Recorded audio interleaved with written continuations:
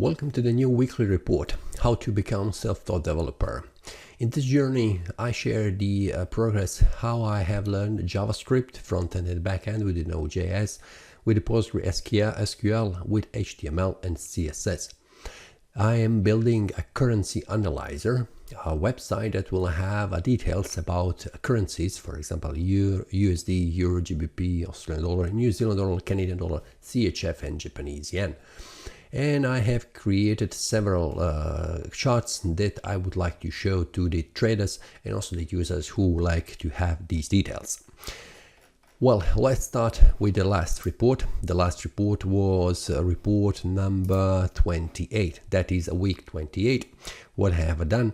I have changed the code for the bar chart to have better chart for the users. First of all, I would like to show you what I currently have.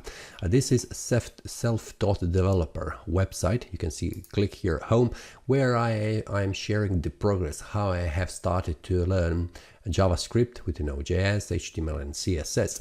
If you go here from the start, which I have not divided into section, into weeks, but I have started that doing in the last three reports, you will see more details what I have experienced and how I have progressed. And you can see that I have started this one with 31st 2024 when I have started to share my reports. I have started in 2023 around end of November, starting of December. And you can see all the details inside this one. This is on the website, which is self-taught-developer.com. Here it is, more details. You can also check how I have progressed, what was the problems and also what I do not know, and so on and so on. Now, here it is, also a last report here where you can check what is the progress currently. This is the 11th of July. Today is 12th of July. If you would like to check the previous report, you can click this one here.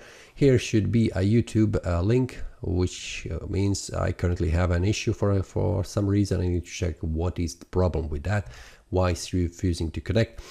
You can also find on my YouTube channel, which is also self-taught developers, a YouTube where I also share my details, how I am progressing, like you are currently viewing right now. Then you can see here on the 27th of June, the idea was change the code for the bar chart. So next one, currently this is the report 30, which I am going to explain today what has happened during these 2 weeks. Then I have here a currencyanalyzer.com. It is a website, it is a domain where I have put the initial the code and also the solution, the currency analyzer, where you can see details about the currency strength. You can see that here. And if you go down, you can also here it is correlation chart where I have Euro and GBP together, one next to another. And below that, I have a bar chart, which means a pip range for certain symbol. I think this was for the Euro USD. And this one, this solution here on the currencyanalyzer.com is already several months old, but I have a local version where I am building more and more. And when I have decided that I will go very quickly on the currencyanalyzer here on the website domain with the solution which currently I have. So this one, header, do not watch that, it is just simple. I have started, but below that I have a chart that can change also the time frames from 1 hour to 4 hours to the daily and the weekly. So when you click, for example, 4 hour, click OK, and the new chart will appear. Below that is also a second bar chart I have created, which is a chart that shows me what is the current strength of these symbols. So these symbols are the same one, like this one, but this here bar chart shows the values. For example, we have here New Zealand dollar, which will be here New Zealand dollar.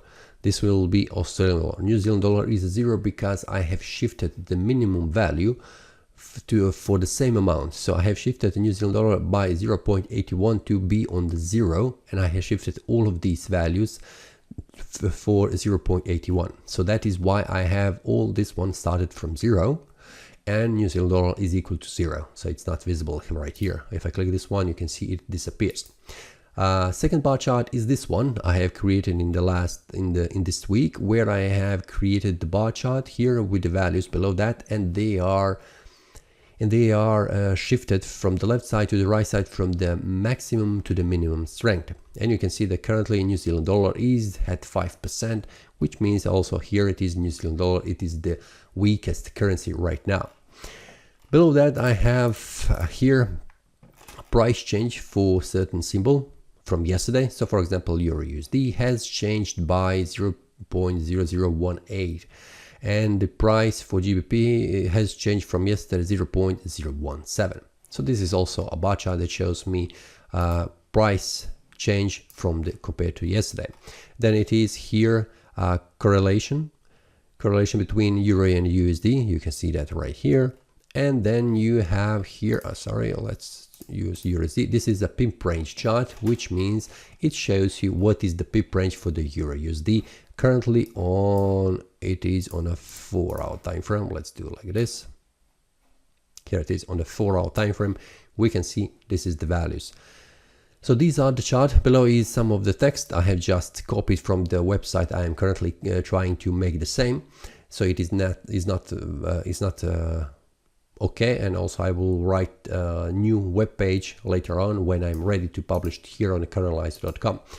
Now, and here it is a GitHub where I also have details about the profile and also what is the frequency of coding. You can see that there are some kind of holes, and this one was when I was on a vacation. Then I had several days thinking about what will be the next, how to make the solution, and that was for this one here, for the bar chart. How to create this bar chart with these values shifted for the minimum value, which is for the weakest currency.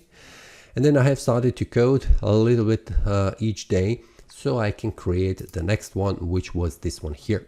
This one I have created with the help of the ChatGPT because I wanted to create a bar chart with the columns here, with the bars inside the column, without using chart.js. So it is external website.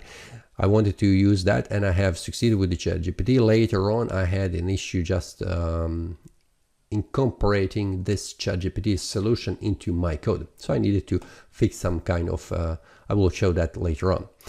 Now, here it is, the progress. Let's start from the oldest one. We can see that on the 2nd of July, I have an idea, add new variables for each symbol at the back end and send front end that will show on the bar chart, but sending only one value for each symbol instead of an array. You can see how I had a problem how to extract the minimum value from an array, and this was the issue here, how to extract the minimum value of these symbols, and then the next step would be how to create this bar chart that will be shifted for the minimum value. I needed to think about that, so that is why I had this kind of a less coding frequency on a GitHub. And then next one, I need to send backend variable for bar chart to the front end and create new bar chart with only one value for each of symbol I'm using. So this was okay. On the 3rd of July, create a bar chart with only value. This is the same one. I need to check the appearance of the bar chart. I would like to have bar chart with steps from minimum to maximum so the user can see the difference. And this one is something that I have started to create, this one here. So I shifted to this one, to this bar chart, with these columns, with the bar chart. So from the left side, it will be the strongest currency, and on the right side would be the weakest currency. Then on the 4th of July, modify the code for the bar chart, so it is the width is narrow. And then the problem, there were no problem with this task, which was also great. Then the next one was divide into 10 small bars. So these ones, which are inside one column, it is 10 bars, so I needed to cut them. This was done with the help of ChatGPT. Then here it is. What was the solution? These two bar chart, which you can also here see on the local version. I'm running on my PC. I have done that. You can see that here. And the problem is how to put ChatGPT into the project code, where each code is put in separate file and then to work. So I have created this one here. I have created a new JavaScript file where I have put all the logic right here. And then I have added into style CSS all the CSS I have for this bar chart. You can see that here, new bar chart. Here it is, all the CSS values up to all the way down. And then I have added into .ejs also the values here for the percentages that I needed to use inside this JavaScript. You can see that here I was using these values here, these variables that I'm currently sending from the backend to the front end. Let's return here, here it is from the 8th of July. Then on 10th of July, create variables with percentage values from 0 to 100 for sending to the front-end bar chart. So all these values that are pushed from the backend to the front end are already calculated from the backend. So no calculation has been done on the front end. Just to avoid later calculations, I like to send all the variables that are complete. And then yesterday I have created this bar chart which I have done with the calculation on the backend. It took a while until I have created the correct calculations to have these values shown on the chart. So they are also showing these values. We can see that here right now. These values we can see. It was a little bit issue because I needed to find the solution how to create from 0 to 100%, so they are also populated correctly based on the currency strength. We can see that here that currently GBP is the strongest one, and we can see that the Japanese yen is the strongest one based on this bar chart, not the GBP. And then we can see that New Zealand dollar is the weakest, and the second one is Japanese yen. So for example, this one, New Zealand dollar, is the weakest, but the Japanese yen is the strongest on the currently 1 hour time frame. Let's check on the 4 hour time frame. Is the same. Yeah, this was the 4 hour time frame. Let's check the 1 hour time frame. You can see the GBP, and the weakest is the USD. And what we can see here, USD, here it is New Zealand dollar and Japanese yen, and this one is GBP. Now you can see how this works.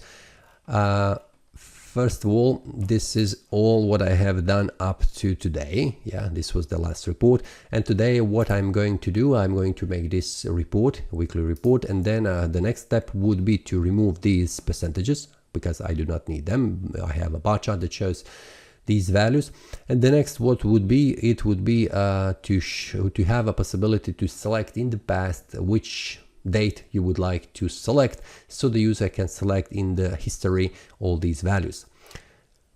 And also check, is there some kind of errors? If there is no, then I will start moving all this solution to this one, currentlizer.com.